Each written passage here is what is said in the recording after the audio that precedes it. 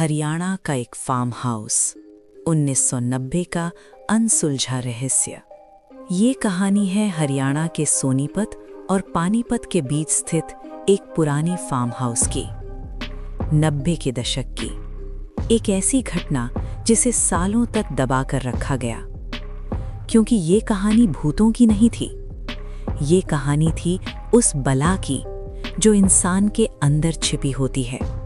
राघव मलिक, दिल्ली का एक rice businessman, करोड़ों की संपत्ति, लेकिन दिल का मरीज। डॉक्टर ने आराम की सलाह दी थी और राजू पिछले 10 सालों से उसी फार्म हाउस का केयरटेकर, वफादार, ईमानदार और राघव का सबसे भरोसेमंद आदमी। राघव के आने से पहले राजू ने फोन किया, मालिक, बिजली विभाग की चिट्ठी आई है। रात 9 बजे से सुबह 3 बजे तक लाइट पूरी तरह काट दी जाएगी। फिर राजू की आवाज कांप गई, मालिक, मुझे घबराहट हो रही है। ऐसा लग रहा है मेरी मौत मेरे सामने खड़ी है। जब राघव फार्म हाउस पहुंचा तो गेट पर कोई नहीं था, ना राजू, ना आवाज, सिर्फ सन्नाटा, जो कानों में नहीं, सीधे दिमाग में चुभ रहा था। राजू तबेले के कोने में कांपता मिला। किससे डर रहा है? राघव, वही जो आपके पीछे खड़ा है। राजू ने बताया, खिड़की से कोई झांक रहा था। खेतों में कदमों की आवाज और रोशनी में एक लंबी औरत जिसका सिर नहीं था। राघव ने इसे वहम बताया, लेकिन डर अब घर के अंदर घुस चुका था। ठीक 9 बजे लाइट चली गई। अंधेरे में हंसी की आवाज, कांच टूटने की आवाज।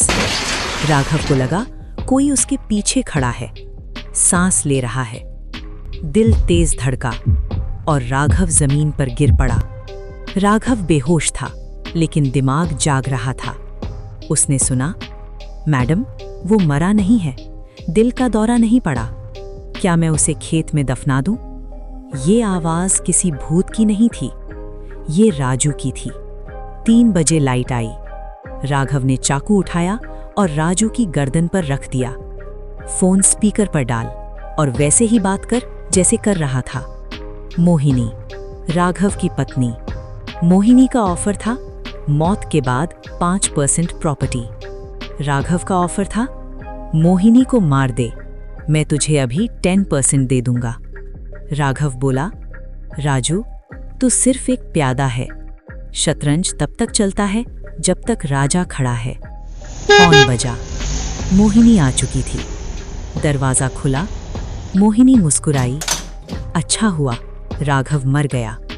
राजू ने चाकू चला दिया और इनाम के इंतजार में राघव की तरफ देखा। राघव मुस्कुराया। राजू, जिस फार्म हाउस के 10% के लिए तूने कत्ल किया, वो फार्म हाउस तो मैं 1 हफ्ते पहले ही बेच चुका हूं। पैसे मेरे बैंक में हैं, अब वो मेरी प्रॉपर्टी ही नहीं। राजू के पैरों तले जमीन खिसक गई। पुलिस के लिए कहानी सीधी थी। नौकर ने मालकिन की हत्या की पैसे के लालच में, और राघव, वो दिल्ली लौट गया। सहानुभूति भी मिली और मोहिनी का हिस्सा भी। भूत प्रेत डराते हैं, लेकिन इंसान का लालच और गिरती हुई नीयत उससे कहीं ज्यादा खतरनाक होती है। लालच चीनी की तरह होता है, कम हो तो स्वाद, ज्यादा हो तो जहर।